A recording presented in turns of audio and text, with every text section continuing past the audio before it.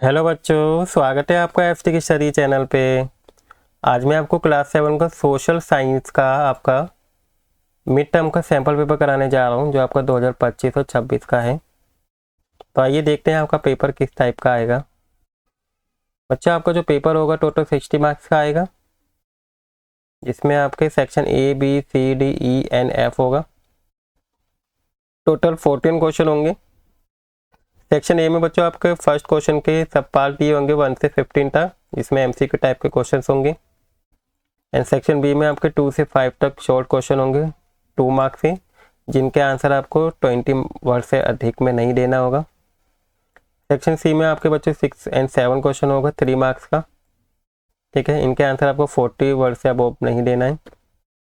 Next है बच्चे section D, आपका क्वेश्चन नंबर 8 और 9 होगा, जो लॉन्ग टाइप के क्वेश्चन होंगे 5 मार्क्स के, और इनके आंसर आपको 80 वर्ड से अब नहीं देना है।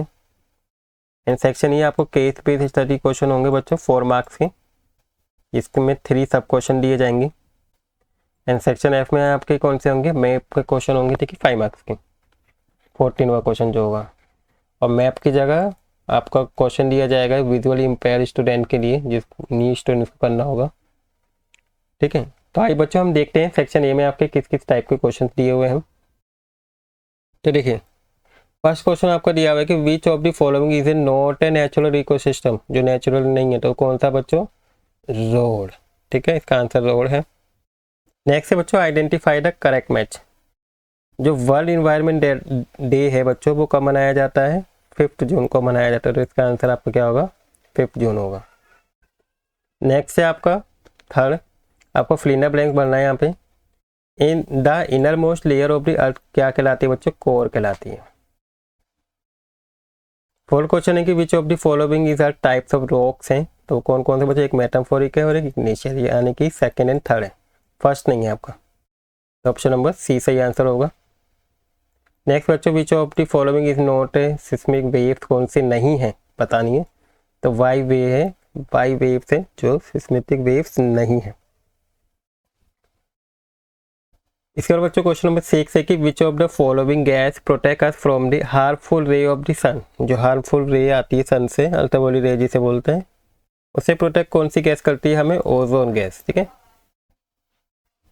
नेक्स्ट है बच्चों 7 की when did the civil right movement start in America, 1964 में हुआ था। 8 क्वेश्चन है बच्चों की who among the following appoint the government governor, तो कौन अपॉइंट करता है, सेंट्रल गवर्नमेंट अपॉइंट करती है, किसको, गवर्नर को। नेक्स्ट है बच्चों 9 क्वेश्चन, आपको करना है स्टेटमेंट दे रखी है, इनको बताना है कि इसमें से कौन सी स्टेटमेंट सही है। 3 स्टेटमेंट आपको दी हुई है। फर्स्ट स्टेटमेंट में लिखा है बच्चों की the Indian constitution provide the right to equality all citizen, बिल्कुल सही है बच्चों ये। सेकेंड है कि untouchability has been abolish under the article 15, जो गलत है, ये 17 में हुआ था, ठीक है, तो गलत है आपका। And public place have been reserve for only few people, के लिए ये भी गलत है, ठीक है, पब्लिक प्लेस सबके लिए। तो ये 2 स्टेटमेंट आपकी गलत है, तो ओनली 1 स्टेटमेंट है जो करेक्ट है। नेक्स्ट है बच्चों आपका 10 कि which of the following statement is correct, इसमें भी यही बताना है कोस्टा रिका के बारे में। Costa Rica is considered the healthiest country of the central America है, ठीक है, तो इसका ऑप्शन नंबर ए सही है।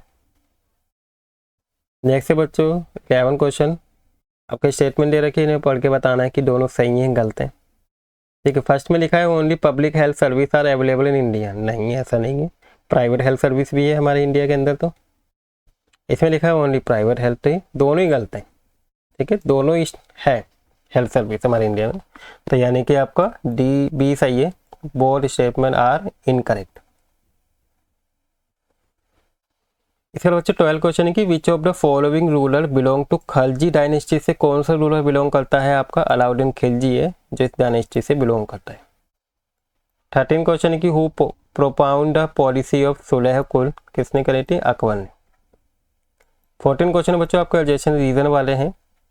अल्जेशन में लिखा है कि the ruler of the Gujarat Pratihara Rashtrakuta and Pala इराज fought among themself for a century for control over Kannauj.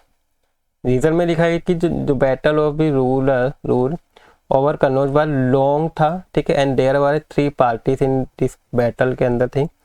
Y historian present it is a triplet conflict, जिसकी वजह से इसे ट्रिपलेट कॉन्फ्लिक्ट को रूप में प्रेजेंट किया था हिस्टोरियन ने।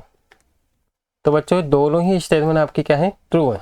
ठीक है, रीज़न इसकी सही एक्सप्लेनेशन भी दे रहा है।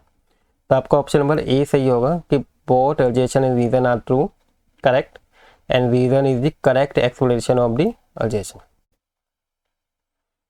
नेक्स्ट है बच्चों 15, आपके ये स्टेटमेंट दे रखी है दो, तो इनको पढ़ के बताना है। फर्स्ट स्टेटमेंट में लिखा है बच्चों कि manuscript are the source of history, बिल्कुल सही स्टेटमेंट है बच्चों ये। ठीक है, सेकंड में बोला जा रहा है कि जो मैन्युस्क्रिप्ट होती हैं इनको सेफ रखा जाता है, are kept safe in archive, तो ये भी सही है। तो बोथ स्टेटमेंट आर ट्रू हो जाएगा इसका आंसर। ठीक है बच्चों, नेक्स्ट क्वेश्चन है बच्चों सेक्शन 20 का आपका, जिसमें 2 मार्क्स के क्वेश्चन दिए हुए हैं सभी। तो देखिए सेकंड क्वेश्चन देखते हैं, describe the view of historian regarding the preservation of history, के रिगार्डिंग आपको इसके बारे में बताना है। तो देखिए historian divide history into different period of make the study of the past easier and more systematic. तो हिस्टोरियन उन्होंने अलग अलग पार्ट्स में क्या किया है, इसको डिवाइड किया है। जैसे earlier British historian divide in the history into Hindu Muslim British periods, but modern historian reject this view as it based on religious. Instead they classify history into ancient, ठीक है, हिस्ट्री को 3 पार्ट्स में divide किया गया है, ancient, medieval and modern period of based on the social, economic and cultural development. Next बच्चों third का ये आपको करना है, डिस्क्राइब करना है, फीचर्स बताने मिड डे मील के। देखिए मिड डे मील जो सिस्टम था इसका फर्स्ट फीचर ये है कि the mid day meal scheme provide free lunch provide कराती है स्टूडेंट को इन गवर्नमेंट स्कूल डेन, ठीक है, स्कूल के अंदर। सेकंड क्या है बच्चों इसकी फीचर कि it help to increase the school attendance, मतलब बच्चे क्या होते हैं जिसकी वजह से ज़्यादा स्कूल जाने लगे थे। एंड न्यूट्रिशन में भी क्या होने लगा था, इम्प्रूव होने लगा था बच्चों की जो पुअर फैमिली से बिलोंग करते थे।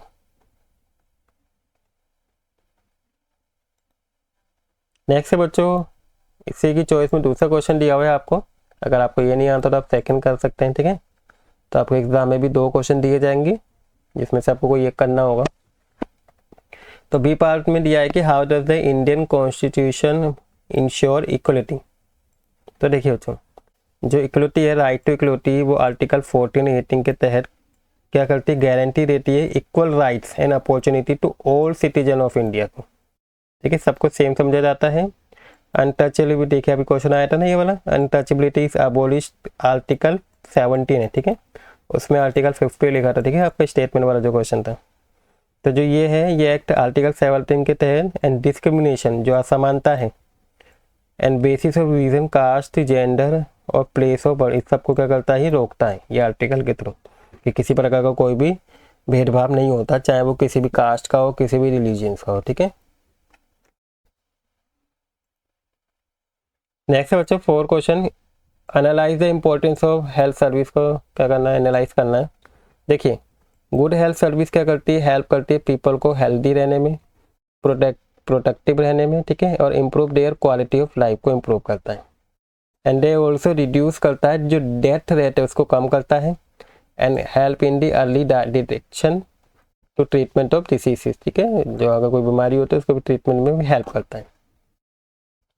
इसे बच्चों देखिए ये भी एक आया था आपका ऊपर क्वेश्चन था ना स्टेटमेंट वाला, तो इसमें पूछा गया बच्चों एक्सप्लेन करना है आपको public health service and private health service में क्या डिफरेंस है। देखिए बच्चों जो पब्लिक हेल्थ सर्विस है उसे चलाती है कौन, गवर्नमेंट, जिसे आप बोल सकते हैं गवर्नमेंट हॉस्पिटल कह सकते हैं। ठीक है, जो प्रोवाइड कराती है फ्री इलाज करती है और लो कॉस्ट में ट्रीटमेंट करता है। ठीक है, या सेकेंड बच्चों प्राइवेट हेल्थ सेक्टर सर्विस, ये कोई एक व्यक्ति चलाता है। ठीक है, रन बाय इंडिविजुअल, कोई एक व्यक्ति हो सकती है, कोई कंपनी हो सकती है जो प्रॉफिट के को अर्न करने के लिए इसको चलाती है। और इनकी फीस क्या होती है बच्चों, बहुत ज़्यादा हाई होती है फॉर द ट्रीटमेंट, जैसे प्राइवेट हॉस्पिटल हो गए आपकी। इसके बाद बच्चों क्वेश्चन नंबर 5 है आपका, एनालाइज करना है बार्टर सिस्टम क्या होता है।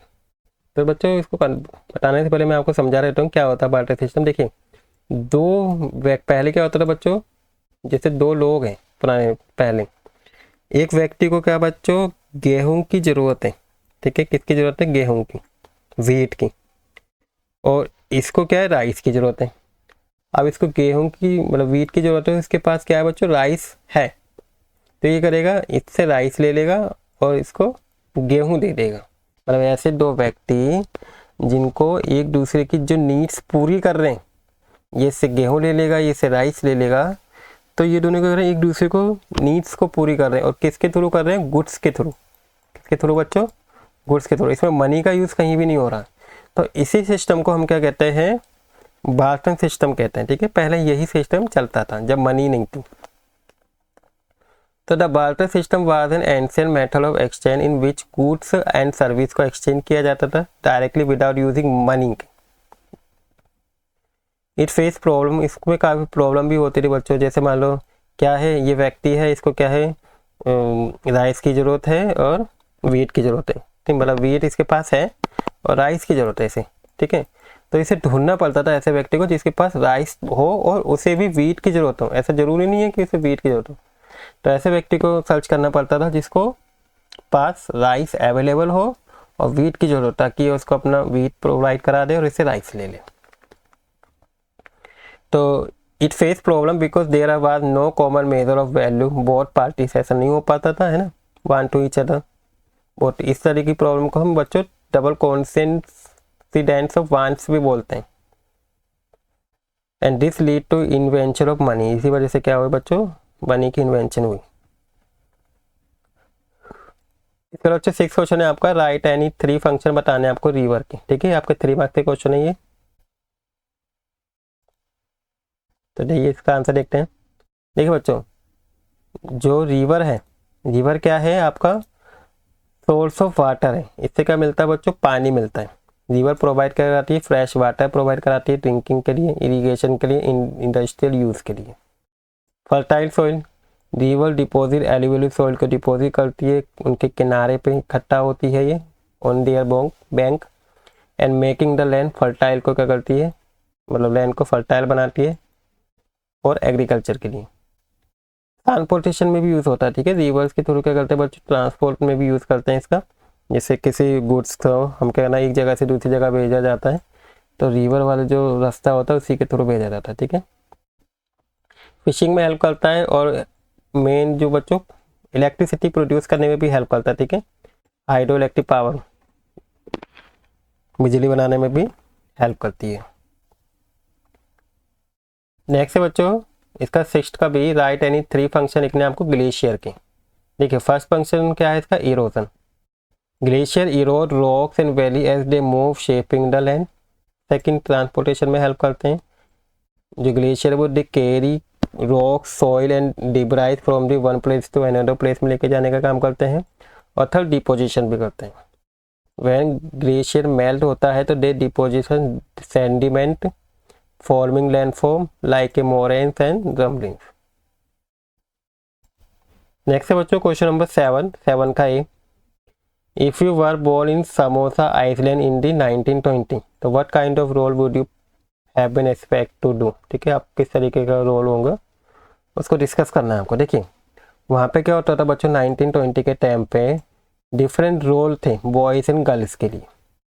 गर्ल्स क्या करती थी वहाँ पे, girls help in house hold work का काम करती थी। ठीक है, लुक आफ्टर यंगर चिल्ड्रन को, बच्चे की देखभाल करती थी एंड लर्न ट्रेडिशनल कस्टम को सीखती थी। बॉयज़ का काम करता था बच्चों, बॉयज़ से एक्सपेक्ट किया जाता था फिशिंग करने का, फार्मिंग, बाहर के काम करने की ज़्यादा एक्सपेक्टेशन होती थी, ताकि वो प्रिपेयरिंग फॉर एडल्ट रिस्पॉन्सिबिलिटी उनको मिल जाए।